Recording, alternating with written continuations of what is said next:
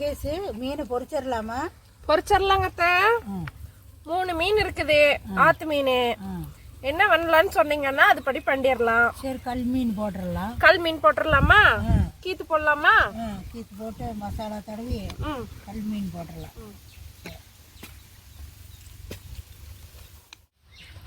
இப்போ மீனை கழுவி எடுத்து வச்சிட்டோம். இப்போ இதை நல்லா கீத்து போட்டுக்கலாம்.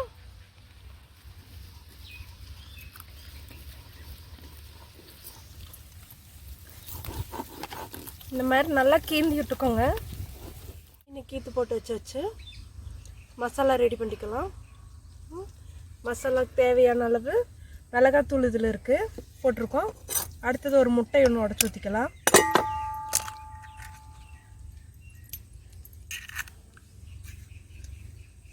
இஞ்சி பூண்டு பேஸ்ட்டு கொஞ்சம் போட்டுக்கலாம்.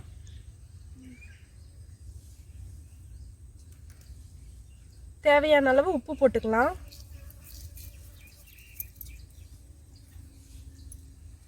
லைட்டாக தண்ணி சேர்த்துக்கலாம்.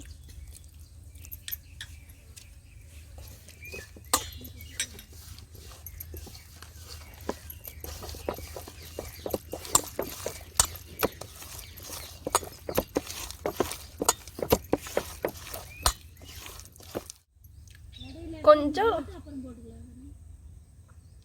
லெமன் சார் கொஞ்சம் ஊற்றிக்கலாம்.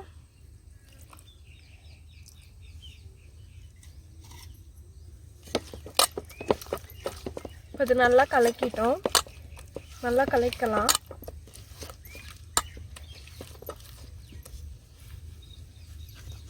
இப்போ இந்த மீன் எடுத்து நல்லா அந்த கீத்து போட்ட இடத்துலலாம் நல்லா மசாலா தடவிக்கலாம்.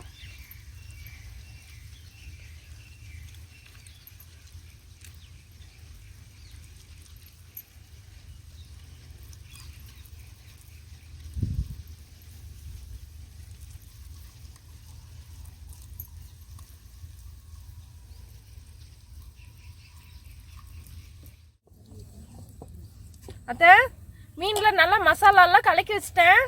அடுத்தது என்ன பண்ணலாம்? கொஞ்ச நேரம் ஊறட்டும். நல்லா ஊறட்டுன்னு கல்லில் போட்டுடலாம். சரிங்க அத்தை,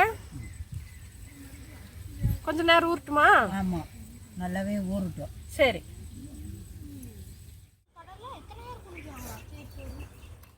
கல் மீன் போட்டிருக்கு. மீன் வந்து மசாலா தடவி 20 நிமிஷம் நல்லா ஊறி ரெடியாக இருக்குது. கல் காஞ்சிருக்கு. எண்ணெய் விட்டுட்டு மீனை போட்டுக்கலாம். போட்டுடலாம்.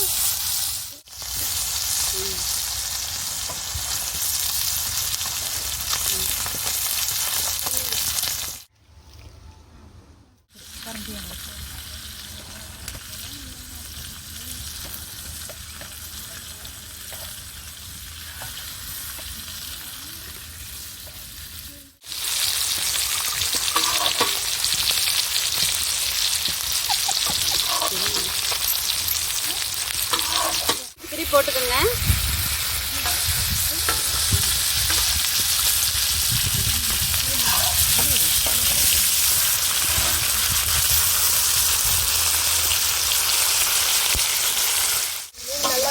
மீன் இப்போ நல்லா வெந்துருச்சு. இப்போ தட்டுக்கு மாற்றிக்கலாம். இப்படி அழுங்காமல் முழு மீனையும் எடுத்து இப்படி தட்டில் வச்சுக்கலாம்.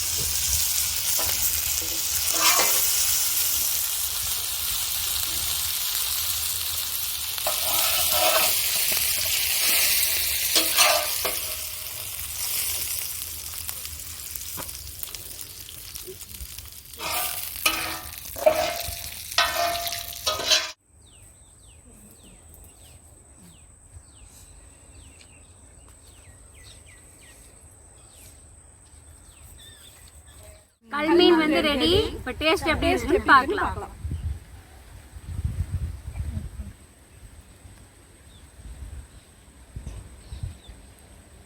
மீன் வந்து உள்ள நல்லா வெந்திருக்கு. சாப்பிட்டுட்டு எப்படி இருக்குன்னு பார்க்கலாம்.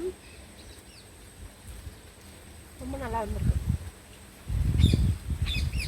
ரொம்ப சூப்பராக வந்திருக்கும்.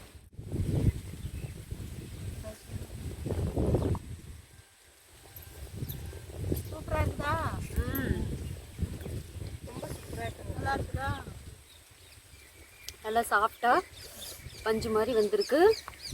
ருசியும் சூப்பராக இருக்குது.